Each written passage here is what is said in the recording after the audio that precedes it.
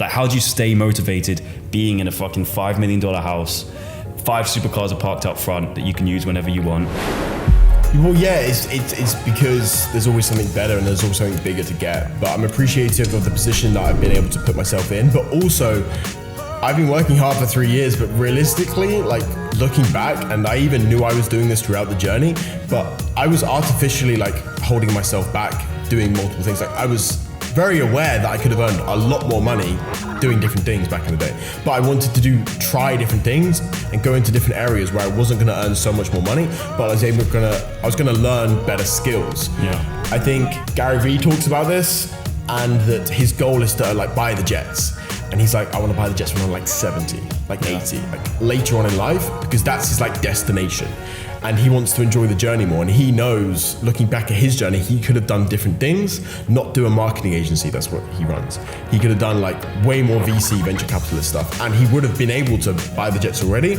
But because he enjoys the journey so much, and like that's just like kind of a bullshit artificial goal almost to trick his mind into doing it, he's artificially held himself back doing multiple things. Like I know I could have achieved, like bought this house even by this time if I had done different things along the path, but I artificially held myself back because I enjoy the journey so much.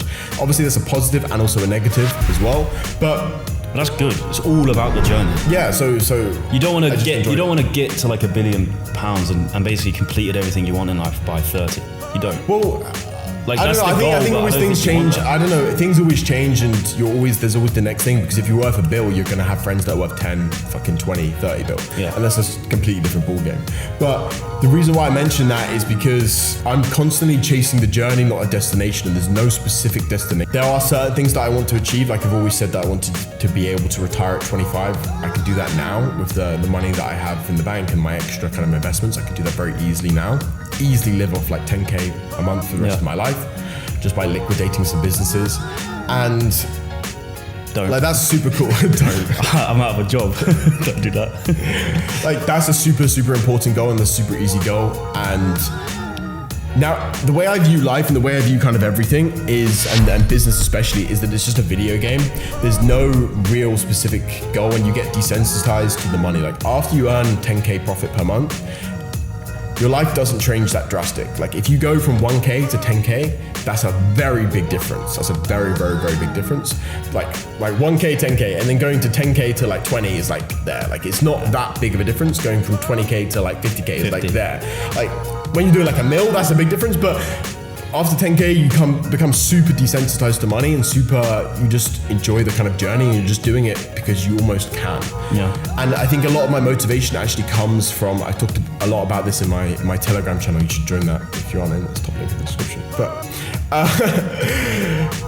I talk a lot about at the end of your life, if you like are put in heaven, let's say God's real, you're put in heaven, and you're met with the person that could have been you, looked exactly like David you. Goggins said this, and I loved it. It's like, if you get to heaven and God just hands you a piece of paper and you're reading it and you're reading all of these things and none of them you've achieved, and he goes, well, this says David Goggins born this day, but this isn't me. And he goes, no, that's who you're supposed to be. I completely agree with that. And like people are given so much potential and so much opportunity throughout their life.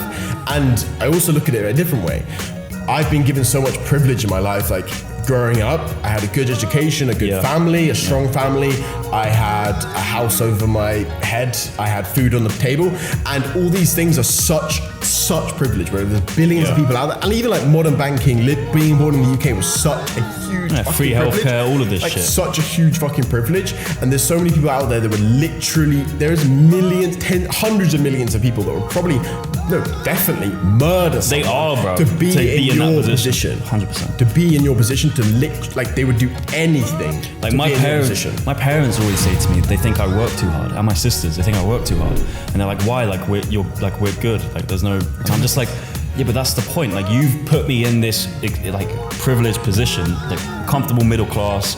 Probably at the beginning of my life started lower middle class. That's still very, very comfortable. Like why should I then settle? Why should I then settle? You know.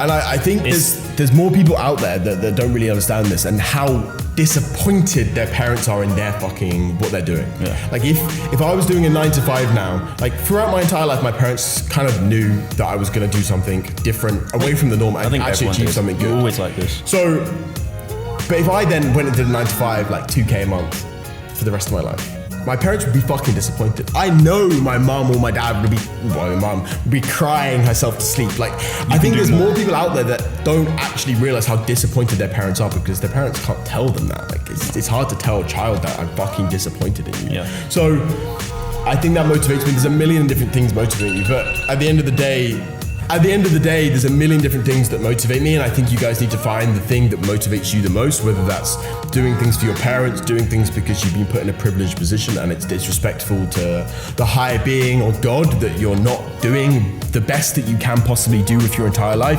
whether that's you being terrified of getting to 80 and not achieving the things that you could achieve when you physically can't do it. When you're 80, you're fucked. You can't do anything. Like, you are literally no energy. You're Not dead. even 80. You're dead. And you might have Parkinson's. You might not be able to remember fucking what a pencil is. Like, I don't know.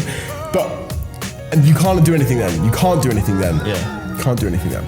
So that motivates me. I think you need to find what motivates you, and that will push you very, very far. I think you need to remind yourself every single day, whether that's like screensaver on your phone or a post-it note on your computer, things like this. You need to remind yourself of it every single day.